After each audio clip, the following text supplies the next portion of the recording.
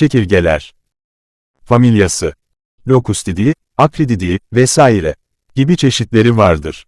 Yaşadığı yerler, sıcak bölgelerde, tarla, çayır ve su kenarlarında rastlanır. Özellikleri, arka bacakları uzun ve sıçrayıcı özelliktedir. Ekinler için zararlıdırlar. Göçmen olanları, 5 ila 6 santimetre veya daha uzunları vardır. Ömrü, 4 ay kadardır. Çeşitleri, tarla, yeşil, değnek, İtalyan, Mısır, Afrika göçmen çekirgesi en meşhurlarıdır. Düz kanatlılar Orhoptera takımına bağlı böceklerdir. Ağız parçaları kesici ve çiğneyici olup, çoğunlukla nebati, bazen de hayvani maddelerle beslenirler. Uzun yapılı başlarının yanlarında bir çift iri petek göz ve alınlarında 3 adet basit, osel, göz vardır. Bir çift olan antenleri, bazılarında kısa, bazılarında uzun olup, dokunma ve kokuya duyarlı kıllarla bezenmiştir. Çok uzak mesafelerden rüzgarın getirdiği nebati besinlerin kokularını alırlar. 3 parçalı göğüs kısımlarının her bölümünden bir çift bacak çıkar. Kanatlar da göğsün son 2 halkasında yer alır. 3 çift bacağın ilk 2 çifti yürümede, iri ve daha güçlü olan son çifti sıçramada kullanılır. Üst ön kanatlar dar, derimsi yapıda olup, geniş ve zar şeklinde olan alt kanatları örterek korurlar. İstirahat halinde, uçmaya yarayan alt kanatlar, yelpaze şeklinde üst kanatların altında katlanır.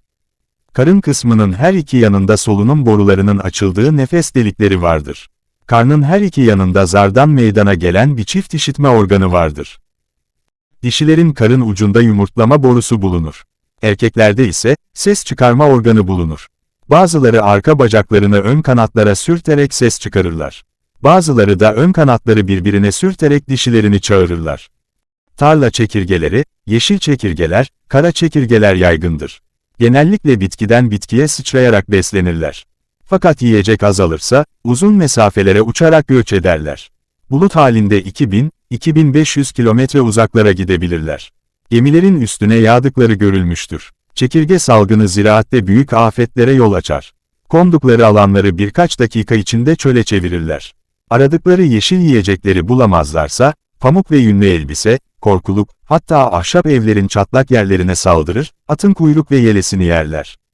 Afrika'da çıplak çocukları kemiklerine kadar kemirdikleri olmuştur. Saatte 16 kilometre hızla uçarak, bir uçuşta, 12 saat havada kalabilirler. Çekirge afetleri milletler arası mesele haline gelmiştir. Çekirge bulutları radarla gözlenerek, uçaklarla havadan ilaç püskürtmek suretiyle korunulmaya çalışılmaktadır. Çöl çekirgesi milletler arası öneme sahiptir. Bu çekirge, Batı Afrika, Hindistan ve Pakistan sınırında çoğalarak göç eder. Batı Afrika'dan göç edenler Senegal, Sudan üzerinden Yemen'e ulaşır. Hindistan-Pakistan sınırında çoğalanlar, Kuzey Afrika, Orta Doğu, İran ve Rusya'ya yayılır. Bu çekirge memleketimize Suriye ve Irak sınırından girer. Önceleri 8 ila 15 yıllık aralarla geldikleri halde, şimdi hemen hemen her yıl gelmektedirler. Türkiye'de 1. Dünya Savaşı sırasında batı bölgelerini istila eden göçmen çekirgelere karşı yapılan mücadelede, 430 ton çekirge yumurtası ile 1200 ton çekirge toplanarak yok edilmiştir. Bunlara karşı ilaçla mücadele, uçar hale gelmeden yapılırsa daha başarılı olur. Son yıllarda ilaçlara karşı da mukavemet kazanmışlardır. Eskiden uygulanan engellerle durdurma metodu halen uygulanmaktadır. Çinkodan veya kaygan çitten yapılan engellerin ön kısmı hendek şeklinde kazılmaktadır. Alçaktan uçan çekirge sürüsü engele çarparak hendeğe düşmekte ve köylüler tarafından üzeri hemen toprakla kapatılmaktadır. Afrika'da bazı bölge köylüleri, mahsullerini yiyen bu çekirgeleri kızartarak yemekte veya kurutarak kışa saklamaktadırlar. Çekirgelere ilkbaharla sonbahar arasında rastlanır. Sonbahar sonunda dişi çekirge vücudunun arka kısmında uzayabilen yumurtlama borusuyla toprakta delik açar. 70 kadar pirinç iriliğinde yumurta bırakır.